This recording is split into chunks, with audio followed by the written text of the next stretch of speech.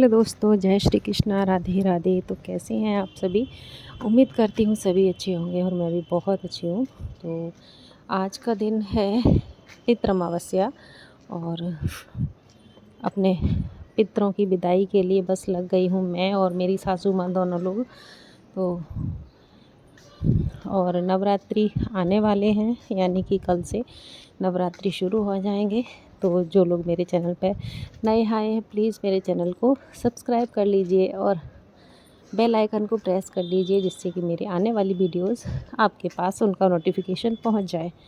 तो एक बार फिर से आपका वेलकम है। तो बस यहाँ पर मैं और मम्मी जी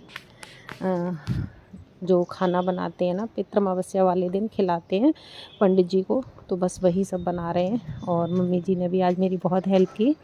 और खाने में बन रहा है सब्जियां, आलू टमाटर की सब्ज़ी बना ली है, गोभी आलू की सब्ज़ी बना ली है और खीर भी बनी है। और खीर तो बहुत ज़रूरी होती है।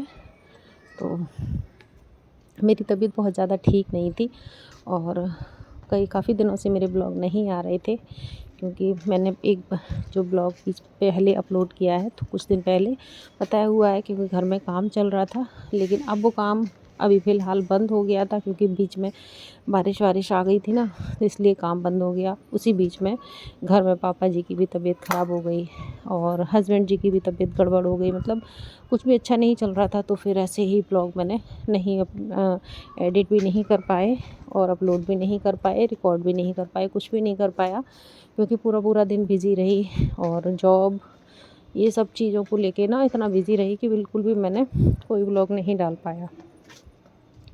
आगे से आप कोशिश करूँगी अपने ब्लॉग डेली टाइम से मैं आपको दे पाऊँ। तो बस आप अपना प्यार और सपोर्ट बनाए रखिएगा। तो बस पूरा फुल ब्लॉग वॉच कीजिएगा। तो मम्मी जी वैसे तो कुछ नहीं कर पाती हैं, लेकिन हाँ, कभी ऐसे टाइम आता है ना कि जब उन्हें करना पड़े तो वो मेरी पूरी हेल्प करवाती हैं। तो उन पर खड़ा नहीं हुआ जाता है, इसलिए वो काउंटर टॉप पे ना चेयर को रख के और बैठ गई हैं एक जगह बना के, क्योंकि जो उस काउंटर टॉप है ना, वो थोड़ा सा ऐसा ऊंचा है कि चेयर पे बैठ के उस पर पहुँचा नहीं जा सकता है। तो इसलिए वो ऊपर ही बैठ गई हैं। तो सब्ज़ी खीर बन चुकी है। तो बस अब पूड़ियाँ वगैरह, पूड़ी और कचौरी बनने के बाद ना, फिर हमारे यहाँ जो पंडित जी रहते हैं वहाँ पे सामने ही दादी और बाबा के नाम की थाली को निकाल के दान कर दिया जाता है। तो बस इतना ही सब कुछ किया जाता है, बहुत ज़्यादा तो कुछ नहीं किया जाता। और हाँ, आपने जो मान पक्ष को खिलाया जाता है ना, वो मैंने एक ब्लॉग पीछे बीच में डाला हुआ था। तो उस दिन दीदी आई हुई थी, तब कर दिया था। तो समय और परिस्थिति को देख के ही सब काम करते हैं। तो जो काम ज़रूरी होते हैं वो तो करने ही होते हैं। तो वो सब ये सब काम बहुत ज़रूरी होते हैं। तो बस हो गए। और आज पापा जी की भी तबीयत ठीक नहीं है और मेरे हस्बैंड जी की भी तबीयत ठीक नहीं है। तो ये सब केवल उन्हीं लोगों के लिए बन रहा है। घर में तो सब दलिया खिचड़ी खाएंगे ये लोग, तो बाकी सब जो खाएंगे वो बनेगा। तो केवल ये पंडित जी को खिलाने के लिए ही खाना बन रहा है। तो मम्मी जी अपना पूरा ताकत लगा के लगी हुई हैं, उनसे नहीं होता है फिर भी वो लगी हुई हैं। तो बस यहाँ पर बना ले रहे हैं और बना देने के बाद फिर 2 थालियाँ मम्मी जी ने निकाल के बस उनको इस तरीके से करके, और जो भी दक्षिणा वक्षिणा करनी होती है वो करके भिजवा दिया था। उसके बाद मैं छत पे आ गई थी पक्षियों के लिए डालने। आप देख सकते हैं अभी 1 बज रहा था और यहाँ पर ना हस्बैंड जी अभी भी सोए हुए हैं और मच्छर आजकल बहुत हो गए हैं। तो हमारे यहाँ ना मच्छरदानी का यूज़ हम लोग करते हैं, जो सबसे सेफ़ है, सबसे ज़्यादा सेफ़ रहती है, जिससे कोई भी साइड इफ़ेक्ट नहीं है। कोई भी कोयल वगैरह हम लोग लगाते हैं तो वो बहुत ही नुकसान करती है, खांसी वासी होने लगती है, वो घर में किसी को भी सूट नहीं करती है। तो मेरे यहाँ मेरे यहाँ सभी लोग मच्छरदानी का यूज़ करते हैं। फिर ये शाम को मिल रही हूँ मैं आपसे, जहाँ पर पापा जी ने बोला था दलिया खाएंगे, तो बस उनके लिए दलिया वगैरह बना के और फिर पूरा खाना बनाने के बाद किचन को क्लीन करना था मुझको। तो जो मैंने वीडियो कर दिया था फास्ट फॉरवर्ड, क्योंकि वीडियो बहुत लंबा हो जाता और आगे मैं आपसे अच्छी वीडियो शेयर ही करूँगी। तो मेरे चैनल को ज़रूर सब्सक्राइब कीजिएगा, मुझे सपोर्ट कीजिएगा। तो यहाँ पे बस चल रहा है मेरा काम और खाना बन चुका था पूरा, सभी लोग खा चुके थे, बस बेटी ने नहीं खाया था। तो मैंने सोचा पहले किचन को क्लीन कर देती हूँ। और खाना मैंने पूरा बना लिया था, बेटी की ही रोटियां सेक के रखी थी और मम्मी पापा जी ने दलिया खाया था, बाकी रोटी मैं खा चुकी थी, हस्बैंड जी खा चुके थे, बेटी ने नहीं खाया। तो किचन को पूरा क्लीन करने के बाद फिर वो खाना खाएगी, तो मैं उसको गर्म करके दोबारा से गर्म करूँगी रोटियों को, तब दे दूँगी। कितना भी गर्म करके गर्म रख दो ना रोटियों को, लेकिन वो उतनी गर्म नहीं रहती हैं। तो बस यहाँ पूरा क्लीन किया, सारी टाइल्स वाइल्स पे भी थोड़ा सा हाथ लगा दिया, जो साफ़ रहती है टाइल्स इससे। तो साफ़ करने के बाद फिर बोली, टाइम यहाँ पे हो रहा था करीब 9 बजे का, और बेटी बोली मुझे खाना दे दो मम्मा। तो बस उसके लिए फिर मैंने फिर से रोटी गर्म की और घी लगाया और उसको दे दिया।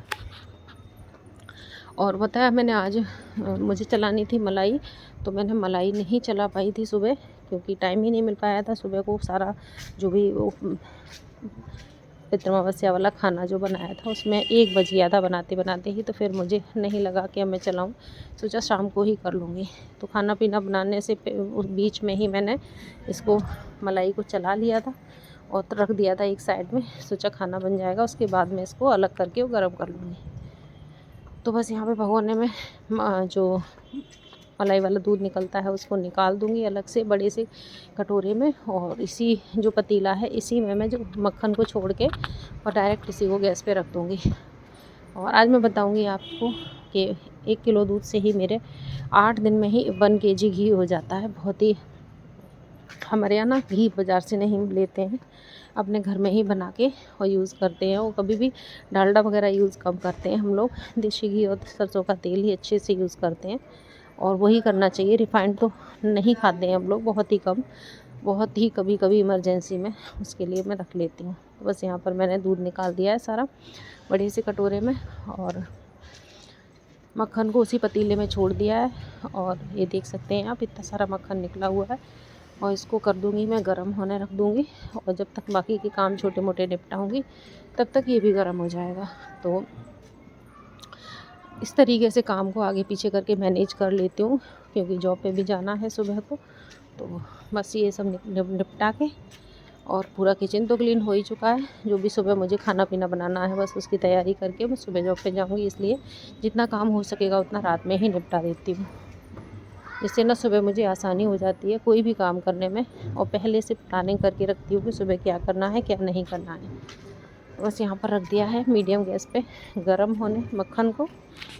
जब तक ये गरम होगा तब तक मैं और अपने जो भी काम है कपड़े वगैरह समेटने हैं वो कर लूँगी। तो ये देखिए मैं रख गई थी मीडियम गैस पे, बीच बीच में इसको मैं चलाती रही थी, तो आप देख सकते हैं बहुत ही अच्छा और ये दानेदार घी बन के तैयार होगा। और यहाँ पर बस थोड़ा सा देर में रुकने के बाद मैंने डायरेक्ट सीधे छान दिया। और टाइम यहाँ पर ना 9:30-10 बज रहे थे। सभी लोग अपने अपने बिस्तर पे लेट गए थे, लेकिन हमारी ड्यूटी अभी भी लगी हुई थी। तो घी छानने के बाद फिर जो इसमें बचता है ना लास्ट में पतीले में, उसको मैं पानी डाल के और गैस पे रख के थोड़ा सा गुनगुना कर लेती हूँ, और पूरे पतीले में से एक बड़े से कटोरे में निकाल के और फिर मैं उसको ना फ्रीज़ में रख देती हूँ उस पानी को। तो जो भी घी बच जाता है उसमें, जो बाद में जो खूब मावा जैसा बचता है ना घी वाला, उसमें वैसे तो पहले मैं ना इसकी मिठाई वगैरह बना के खा लिया करती थी, लेकिन जब से मुझे ना शुगर की प्रॉब्लम हुई है तब से मैंने ये सारी चीज़ें बंद कर दी हैं। शुगर तो बिल्कुल ही बंद कर रखी है। तो इसलिए फिर मैं सोचती हूँ कि छोड़ो, इसमें पानी डाल के और फिर उसको ना किसी भी जानवर को डाल देते हैं, जो कि वो काफ़ी अच्छा दूध जैसा रहता है। तो ये देखिए आप, इसको मैंने पतीले में निकाल लिया और इसको भगोने को थोड़ा सा मैं गर्म करके और रगड़ दूँगी तो छूट जाएगा, साफ़ हो जाएगा। तो बस ये जो पानी है ना इसको मैं रख दूँगी ठंडा होने के बाद फ्रीज़ में, और इसमें जो भी घी होगा इसके पानी के ऊपर आ जाएगा, और बाकी जो चीज़ें जो दूध का मावा जैसा था वो नीचे नीचे रह जाएगा। तो ये पीछे से आवाज़ें आ रही हैं ना, तो रामलीला हो चुकी है शुरू। तो हमारे यहाँ ना जुलूस जैसा निकलता है, उसकी आवाज़ें आ रही हैं, तो प्लीज़ इग्नोर कीजिएगा।